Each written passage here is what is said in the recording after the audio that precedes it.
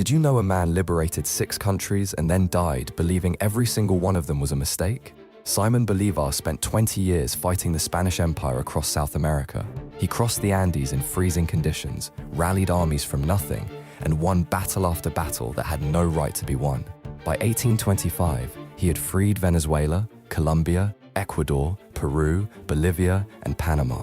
No single person in the Western Hemisphere had ever freed more people from colonial rule. Then it all fell apart. The republics he built started tearing themselves apart almost immediately. Generals turned into warlords. Countries fractured. His dream of a united South America collapsed into chaos and power grabs. Bolivar tried to hold it together. He couldn't.